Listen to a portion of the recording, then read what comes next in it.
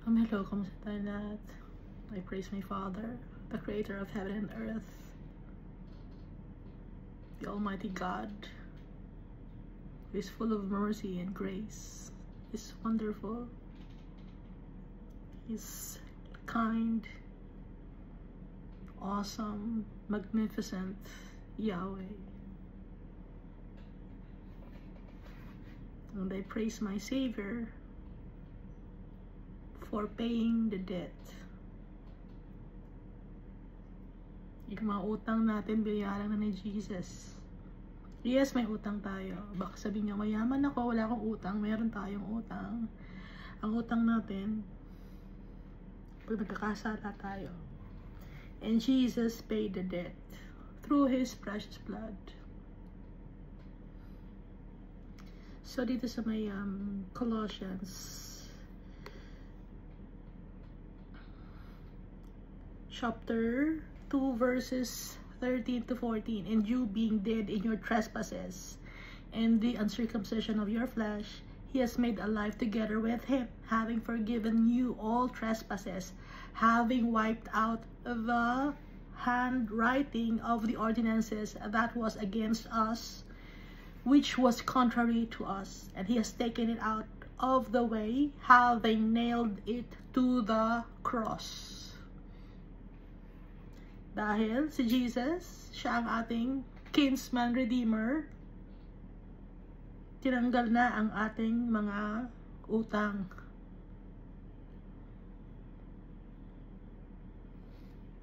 At saka dito sa Matthew chapter 6 verse 12, no? Pag nagpa-pray tayo ng Our Father, who art in heaven, holy be your name, your kingdom come, your will be done on earth as it is in heaven. Give us this day our daily bread, and forgive us our debts. No? Our debts. Binabanggit, utang natin. Yung ating mga kasalanan. At pinatawad tayo ni Jesus Christ, kaya wala na tayong utang.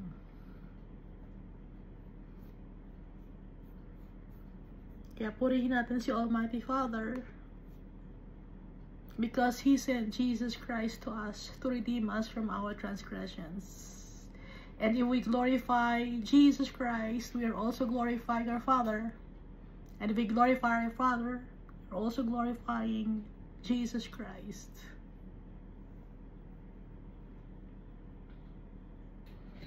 Dito sa Psalm chapter 16, verse 1 up to 6. Preserve me, O God, for you, or for in you I put my trust. O my soul, you have said to the Lord, you are my Lord. My goodness is nothing apart from you. As for the saints who are on the earth, they are the excellent ones, in whom is all my delight.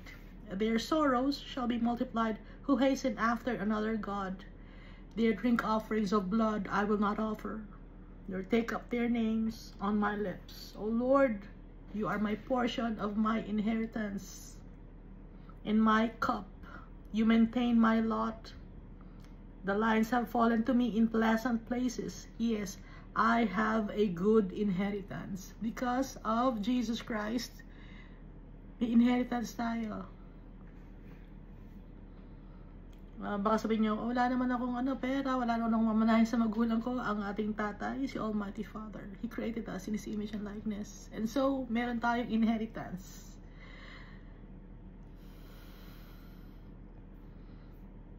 And I thank the Holy Spirit for always guiding us, for always reminding us of the words of our Father and of the teachings of Jesus Christ that we read in the Bible. So last time, we read 1 Chronicles chapter 2. So ito yung family ni Jacob or Israel. Binanggit dito yung kanyang mga anak, 12 sons, tsaka hindi nabanggit si Dinah, no? At tsaka yung mga anak ni Judah.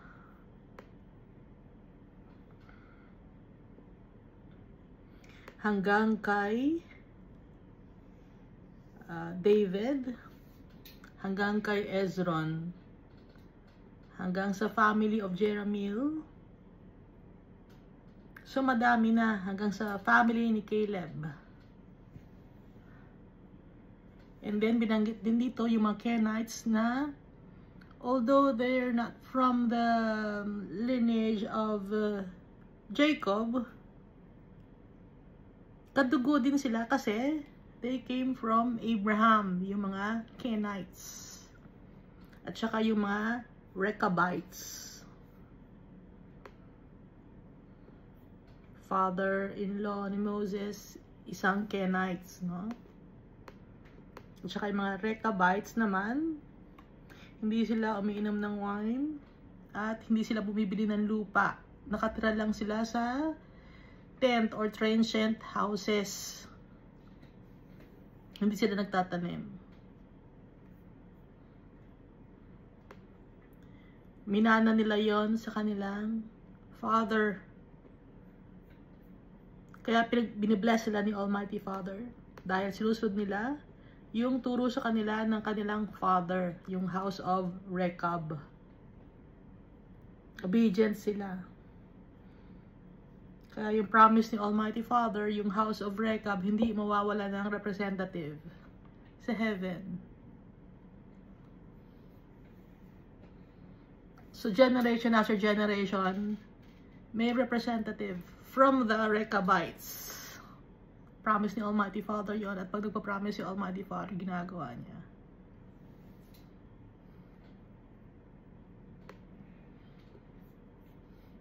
So, basahin natin, no? Iska. 1 Chronicles chapter 3. Ito na yung family of David. Yun na isa-isa na, no? Now, these were the sons of David. Kasi, after ng tribe, merong house. No? And then after the house, family naman. So, paliit, no? Now, these were the sons of David who were born to him in Hebron. Kasi, tumira siya sa Hebron. Alam natin yung Hebron, isa sa mga names ng mga tao to, na from the tribe of Judah. So, kaya Hebron kasi, yung name na nilagi nila. Dahil, yun yung minana na lupa. At si Hebron ang leader ng time na yun. Kaya Hebron ang name.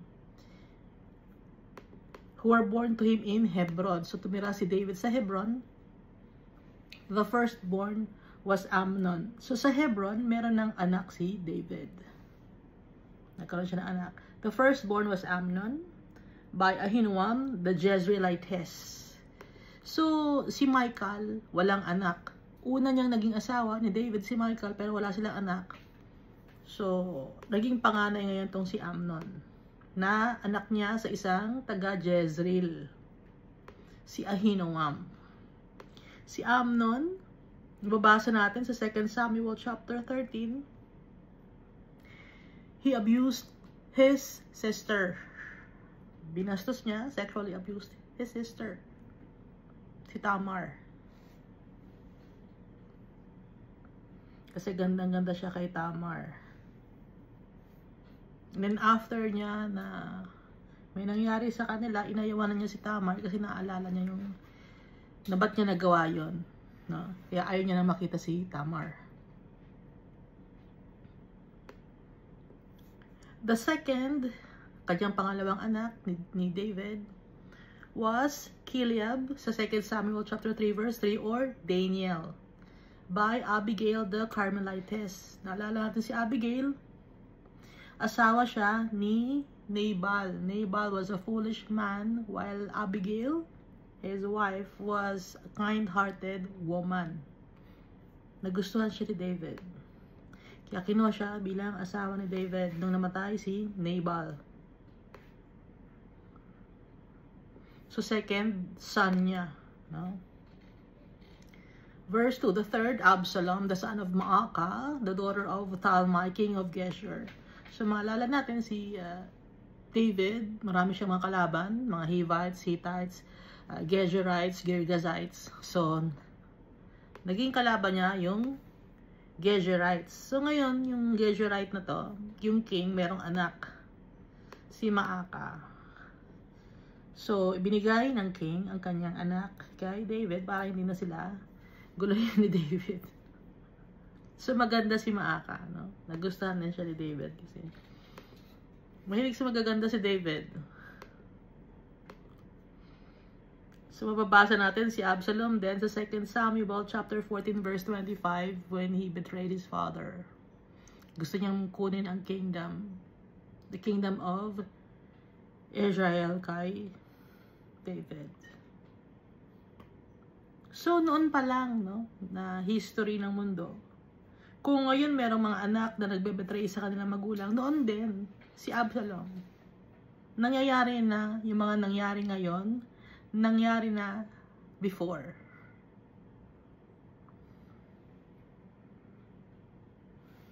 At willing siyang patayin yung kanyang tatay, si Absalom. Pero, he failed because the Almighty Father did not choose Absalom, and the Lord God loved David. So kahit na anak ni David si Absalom, pinili pa rin ni Almighty Father si David. Hindi dahil sa anak, anak ko po siya, hindi ganun si Almighty Father. Kasi isa-isa tayo. Dahil tayong lahat, sa paningin ni Almighty Father, magkakapatid tayo. Ginamit lang ang katawan ng magulang natin para may panganak tayo sa mundo na to.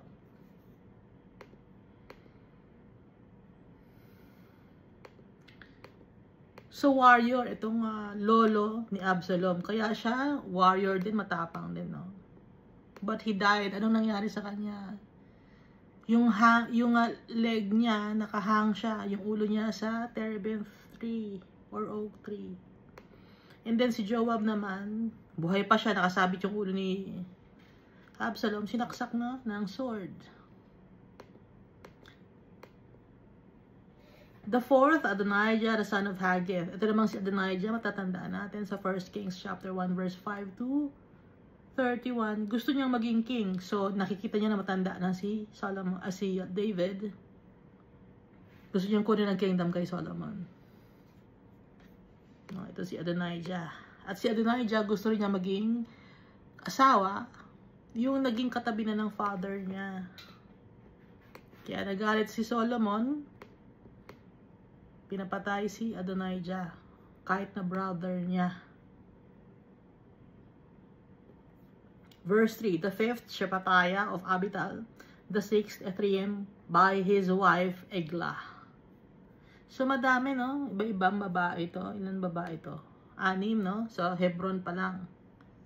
Hindi natin alam kung magkaka-age itong mga lalaki na itong mga anak ni David, no?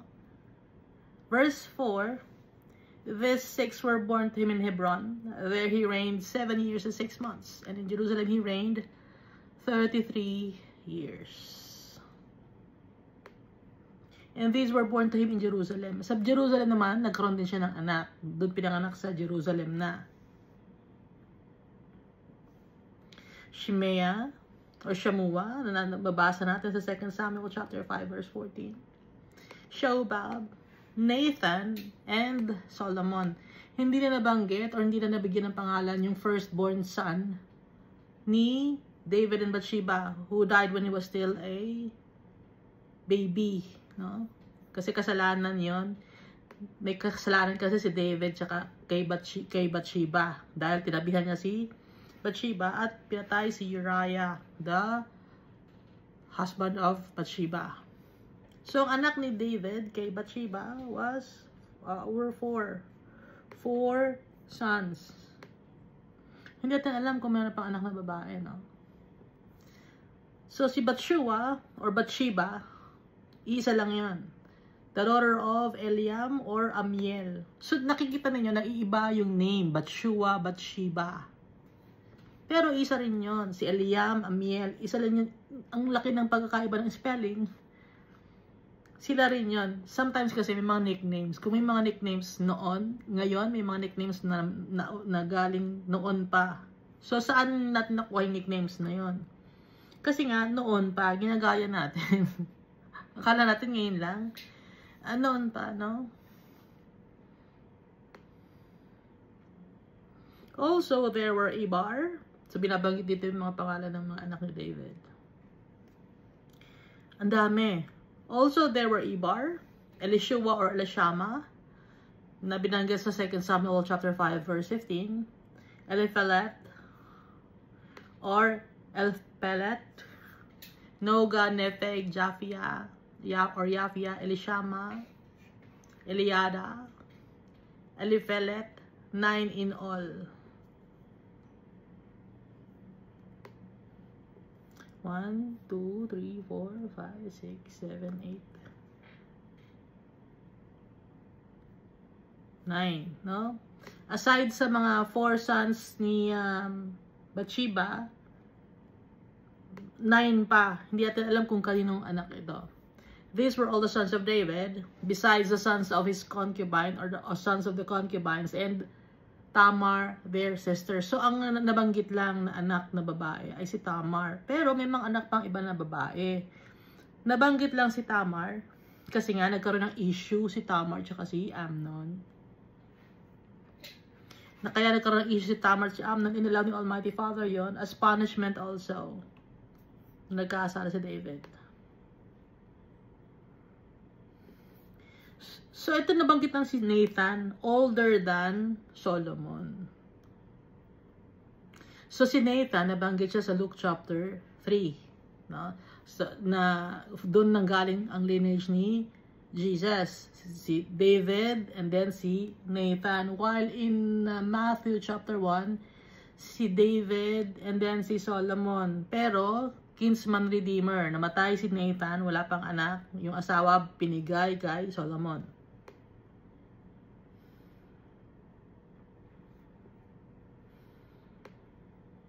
Wala dito sa Bible, pero gano'n yun. Kinsman Redeemer yun. Baka magtaka kasi kayo, sinang kausap ko. Kausap ko sarili ko.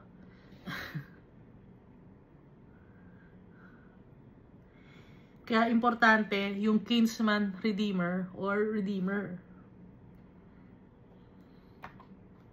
Akala din parang baliwala lang yung story to, Kinsman Redeemer, itong si Boaz. Ano kayong konektado nito kay Jesus?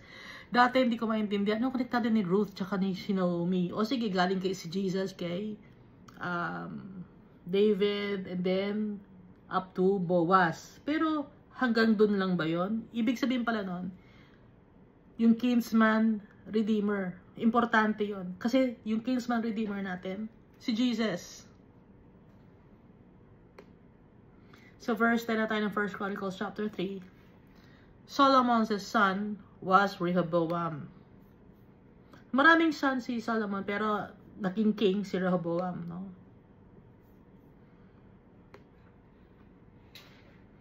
Ito yung time na king of Judah si Rehoboam and then king of Israel naman si Jeroboam, son of Nebat. Nahati yung kingdom because of the sin of Solomon. Ang ginawa ni Solomon, he worshipped different false gods and idols. Kaya nahati yung kingdom. But the Almighty Father forgave Solomon. Kaya nga at the latter part of his life, naisulat na niya, no, yung Proverbs, tsaka yung Songs of Solomon, Ecclesiastes. Abijah was isang anak ni Rehoboam, si Abijah, or Abiham. So si Abijah, naging king din siya after ni Rehoboam, si Abijah. Mababasa to sa 1 Kings chapter 15 verse 1. And then after ni Abijah ay si Asa. Si Asa,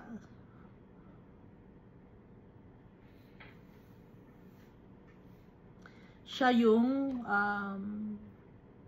kanyang grandmother, si Maaka, queen mother. Tinanggalan niya ng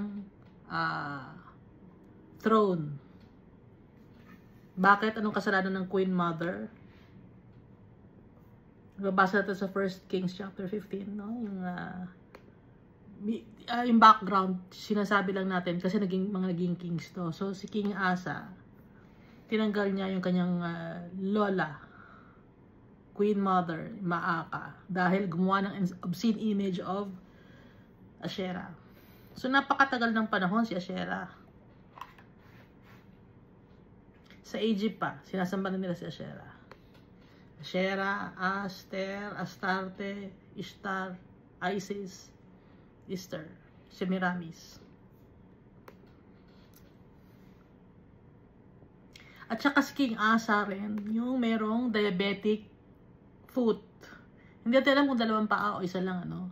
Pero namatay siya dahil yung paa niya hindi gumagaling. Bakit natin nasabing diabetic foot yon? Saan ba sakit sa paa, hindi gumagaling? Bakit ka nagkakaroon sakit sa diabetic foot? Na hindi man nakalagay na diabetes. Yun yung sakit niya. And then after him, after Asa, was Jehoshaphat. Sa 1 Kings chapter 22. Si Jehoshaphat, in-law ni Ahab and Jezebel. Kasi yung son ni Jehoshaphat, kasal sa anak ni Ahab and Jezebel na si Athaliah or Thalia. Mabait si Jehoshaphat. Lagi niyang sinisik ang advice ni Almighty Father. No, nung sinabi ni Ahab na gusto nila makipaglaban, si Jehoshaphat, sinasabi niya, tingnan natin yung advice ni Almighty Father. Kailangan prophet ni Almighty Father ang tanungan natin. And then after ni Jehoshaphat, anak niya si Joram. Si Joram, husband ni Athaliah, son-in-law ni Jezebel and Ahab. And then after ni Joram, si Ahaziah, son of Athaliah, grandson naman ni Ahab and Jezebel. And then after Azariah, Joash, wala na siyang mga kapatid, pinatay ni Athaliah. And then si Athaliah ang naging tumayong queen. Siya na nag-rule sa Kingdom of Judah for hindi natin matandaan ko ilang years, no? Pero si Joash, he became king when he was 7 years old. And he grew up in the temple. Kaya malapit siya kay Almighty Father.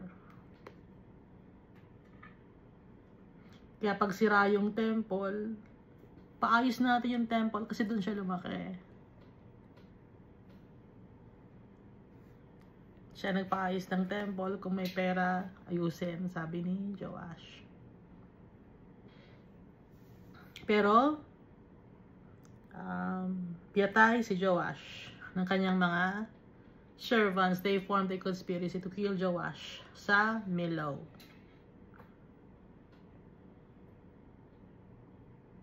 And then, ang pumalit na ay kanyang anak na si Amaziah. Si Amaziah, he was 25 years old when he became king. Ang ginawa ni Amaziah, pinapatay niya yung pumatay sa kanyang tatay. No? Yung mga servants ni Joash na nag-conspire to kill Joash, ang ginawa ni Amaziah, pinapatay niya yon.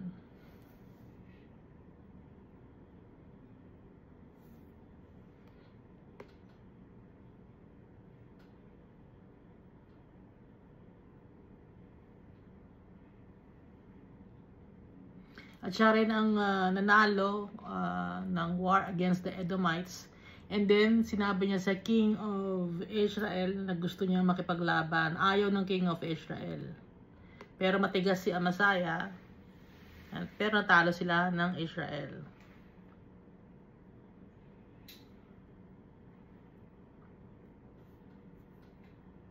Matigas kasi ulo ni Amaziah, natalo siya.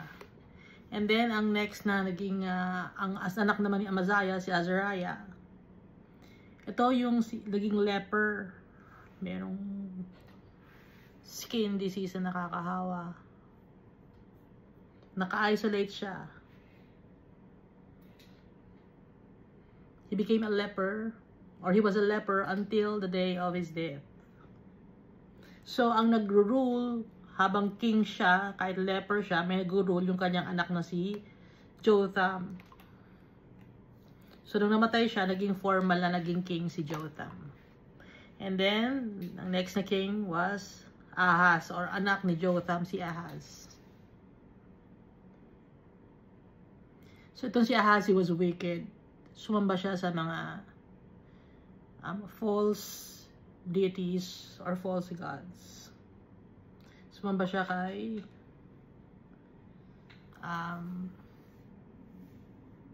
Ashdod, tsaka kay Molech. And then after ng Ahaz, yung anak niya si Hezekiah. Ito he did good in the eyes of the Almighty Father. Kung natatandaan natin, ano? Sa 2 Kings chapter 17. Pinatgiba niya lahat ng mga places of worship for false deities, tsaka yung mga pillars, pinatanggal ni Hezekiah.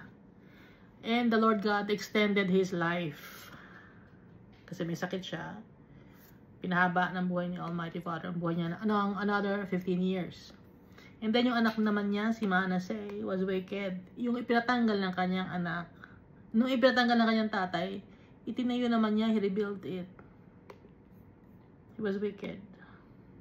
And then ang anak naman ni Manasseh was Amon. Si Amon sa 2 Kings chapter 21. He was evil also.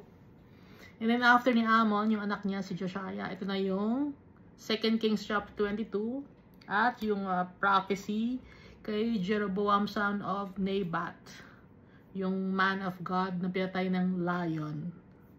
Siya yung nasa prophecy na maglilinis ng kingdom of Judah and Israel, dahil nung time na to wala ng kingdom of Israel. Sinakop na sila ng Babylonian Empire ba yun? Or sino nga sumakop sa kanila? The Chaldeans. Isa lang yung Chaldeans saka Babylonians. Assyrians, no? Assyrian.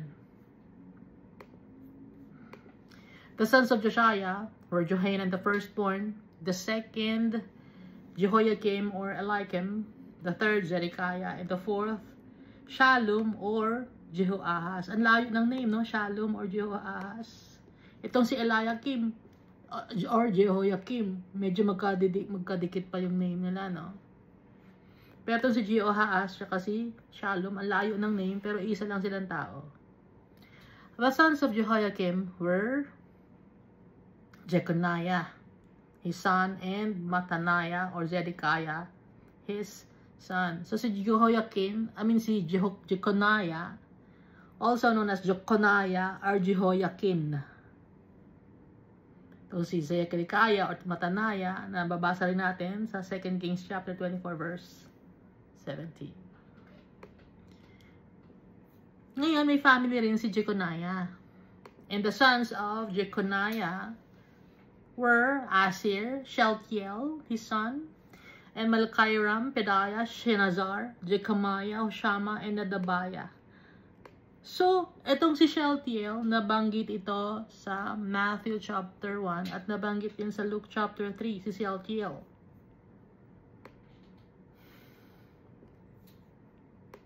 And Malchiram, Pedaiah, Shenazar, Jecamiah, Hoshama, and Nadabiah. The sons of Pedaiah were Zerubbabel, no? So si Shealtiel nabanggit sa first Matthew chapter 1 and Luke chapter 3. And then si Zerubbabel din na nababasa natin dito, nabasa rin sa Matthew chapter 1 at saka sa Luke chapter 3, kung saan galing si Jesus Christ, na or associated siya kung kaninong tribe, house or family. And Shimei, the sons of Zerubbabel, were Meshullam and Hananiah. Shelomith, their sister. And Hashubah, Ohel, Berechiah, Hasadiah, and Joshab-Hesed, 5 in all. The sons of Ananiah were Pelatiah and Jeshaiah. The sons of Rephaiah, the sons of Arnan, the sons of Obadiah, and the sons of Shechaniah. The sons of Shechaniah was Shemaiah. The sons of Shemaiah were Hattush, Igal, Bariah, Neriah, and Shaphat, 6 in all. The sons of Neriah were Elionai, Hezekiah, and Azrikam, 3 in all. The sons of Elionai were Hodaviah, Eliashib, Peliah, Akub, Johanan, Deliah, and Anani, 7 in all.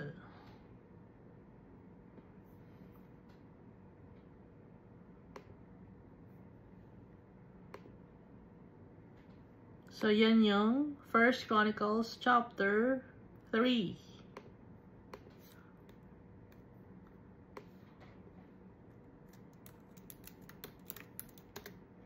Dito naman sa 1 Chronicles chapter 4.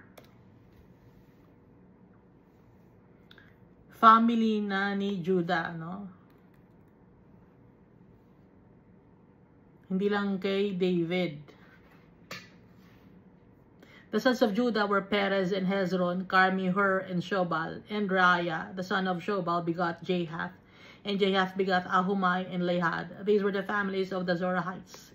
These were the sons of the father of Etam, Jezreel. So dito yung galing yung word na Jezreel, no? Yung lugar na Jezreel na katabi ng Megiddo. O dito galing tao rin siya, Jezreel. Ishma, Edbash, and the name of their sister was Hazelel Poni, and Penuel was the father of Gader, and Ezer was the father of Husha. These were the sons of Hur, the firstborn of Ephrathah, the father of Bethlehem. Kaya naging Bethlehem. Yung Bethlehem, tao rin kasi si Bethlehem, father of Bethlehem. And Asher, the father of Tekoa, had 2 wives, Hela and Naara. Naara bore him Azuram, Heper, and Temeni, and Hashtari. These were the sons of Naara, and the sons of Hela were Zereth, Zohar, and Ethnan, and Cos begot Anub, Zobaba, and the families of Aharhel, the son of Harum. Totoong names ng mga to. Baka sabihin, ba't yun yung mga names? Totoong names ng mga to, ha? Tingnan niyo yung Bible, 1 Chronicles chapter 4. Now Jabez was more honorable than his brothers, and his mother called his name Jabez, saying, because I bore him in pain. And Jabez called on the God of Israel, saying, oh, that you would bless me indeed, enlarge my territory, that your hand would be with me, and that you would keep me from evil, that I may not cause pain.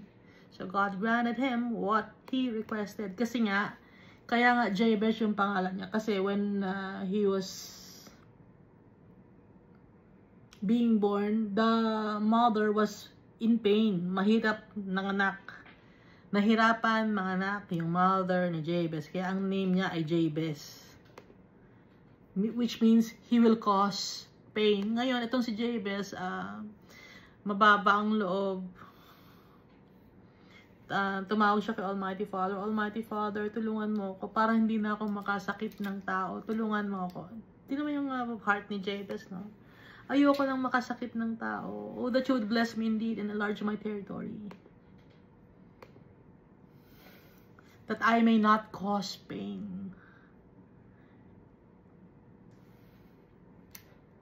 So God granted him what he requested. Ibibigay naman sa atin ni Almighty Father yung mga bagay na makakabuti sa atin. At alam ni Almighty Father yung puso natin. Kasi yung puso ni Jabez, ayoko nang makasakit ng tao, that I will not cause pain, that I may not cause pain. Dahil yung nanay ko nahirapan sa akin, ako ayoko nang makakos ng pain sa ibang tao. Kaya si Almighty Father, he blessed Jabez. No? So sa kanya galing yung word na Jabez Gilead. Yung lugar na malaki, Jabez Gilead. Caleb, the brother of Shuhal. Shuha begot Mehir, who was the father of Eshton. And Eshton begot Bethrapha, Paseah, and Tehaniah, the father of Ir-Nahash. These were the men of Rekha. The sons of Kenaz were Othniel and Zariah. The sons of Othniel were Ahatath, Meonathai, who begot Ophrah. Zariah begot Joab, the father of Gera-Harashim, for they were craftsmen. pag craftsman, may mga ginagawa, no? Mga gumagawa ng mga design, ganon. Nag-uukit. Yan. The sons of Caleb, the sons of Caleb, the son of Jephunneh, were Iru, Ela, Enam. The son of Ela was Kenaz. And the sons of Jehalelel were Zeph, Zephah, Syria, and Azarel. The sons of Ezra were Jether, Mered, Epher, and Jalon. And Mered's wife bore Miriam, Shammai, and Ishba, the father of Eshtemoa. His wife, Jedediah, bore Jared, the father of Gedor, Heber, the father of Soko, Hekuthiel, the father of Zenoah. And these were the sons of Bethia, the daughter of Pharaoh, whom Mered took. Daughter ng Pharaoh, si Bethia. Yung word na Pharaoh, dito lang nakita ng mga archaeologists. Walang silang makikitang iba. Sino ba ang ruler ng Egypt? Anong pinaka-king ng Egypt ang tawag? Pharaoh. Ang word na Pharaoh sa Bible nakikita. Kaya totoo ang Bible, ha? Di pa naniniwala kayo sa mga archaeologists. The sons of Hodiah's wife, the sister of Naham, were the fathers of Keilah, the Garmite, and of Eshtemoa, the Maacatite. And the sons of Shimon were Ammon, Rena, Benhanan, and Tilon. And the sons of Eshi were Zoheth and Ben-Zoheth. The sons of Shelah, the son of Judah, were the father of Lekah, Malaada, the father of Maresha. And the families of the house of the linen workers of the house of Ashbea, also Joachim, the men of Jozeba, and Joash, Sheraf, who ruled in Moab, and Jashubi, Lehem. Now the records are ancient. These were the potters and those who dwelt at, or those who dwell at Netayim and Gedera. There they dwelt with the king for his work. So usually ang trabaho ng mga tao by hand, no? Wala naman kasing machine noon. The sons of Simeon. Ito si Simeon na. Si Simeon, no? Mas matanda si Reuben. After ni Reuben, si Simeon. So si Simeon muna ang nilagay dito. The sons of Simeon were Nemuel, Jamin and Jareb, Zerah and Shaul, Shalom his son, Sam, his son, and Mishma his son. And the sons of Mishma were Hamuel, his son, Zachar his son, and Shimei his son. Shimei had 16 sons and 6 daughters. But his brothers did not have many children, nor did any of their families multiply as much as the children of Judah. Sobrang dami ang children of Judah compared sa iba. Kaya nga yung Judah, meron silang sariling army, yung tribe of Judah. So pag binibilang yung army ng tribe of Judah, halos kapareho sila ng army ng iba pang mga tribes, no? They dwelt at Beersheba, Molada, Azar, Shual, Bilhah, Ezem, Tolad, Bethuel, Hormah, Ziklag, Beth, Markoboth, Hazar, Shushem, Bethberi, and at Sharaim. These were their cities until the reign of David, and their villages were Etham, Ain, Rimmon, Token, and Ashan, 5 cities, and all the villages that were all around, or that were around these cities, as far as Baal. These were their dwelling places, and they maintained their genealogy. Meshobab, Jamlech, and Joshua the son of Amaziah, Joel, and Jehu the son of Joshabiah, the son of Zariah, the son of Asiel, Elionai, Jacoba, Jeshayak, Asaiah, Adiel, Jesimiel, Benaiah, Ziza, the son of Ziphi, the son of Elon, or Alon, the son of Jediah, the son of Shimri, the son of Shemaiah. These mentioned by name are leaders in their families, and their fathers' his house increased greatly. So they went to the entrance of Gedor, as far as the east side of the valley, to seek pasture for their flocks And they found rich, good pasture, and the land was broad, quiet, and peaceful. For some Hamites formerly lived there. Hamites. Pag sinasabing Hamites, galing sa lineage ni Ham. So, dating nakatira, kaya maganda yung lugar. Dating nakatira ang mga Hamites. These recorded by name came in the days of Hezekiah, king of Judah. So, na-release itong, mga names na to, nung King Hezekiah. And they attacked the Athenians and the Meunites who were found there, and they utterly destroyed them, as it is to this day. So they dwelt in their place, because there was pasture for their flocks there. Now, some of them, 500 men of the sons of Simeon, went to Mount Seir, having as their captains Pelatiah, Neriah, Rephaiah, and Uzziel, and the sons of Ishi, and they defeated the rest of the Amalekites who had escaped. They have dwelt there to this day. So, kung i-check natin yung map na minana na lupa ng Simeon, all around them were the tribe of Judah. So, yung tribe of Judah, tas nasa sa loob yung tribe of Simeon. Napapaligiran ng tribe of Judah. So, ito yung 1 Chronicles chapter 4. So, nakikita natin na dumadami na, sobrang dami na ng anak ni Abraham. Just as the Father Almighty promised to Abraham. Nanggaling lang sa dalawang tao. Nanggaling lang kay Abraham and Sarah. Nanggaling lang kay Isaac. And then after kay Isaac, nanggaling lang kay Jacob. And then from Jacob, 12 sons, biglang nag-boom. Biglang dumami yung mga tao. Promise ni Almighty Father. Hindi naman lang nakita ni Abraham yung 12 tribes. Pero, he trusted the Almighty Father. And so, we will also trust our Father.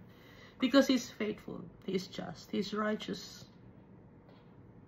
And He will never ever change. Thank you, and God loves us all so much.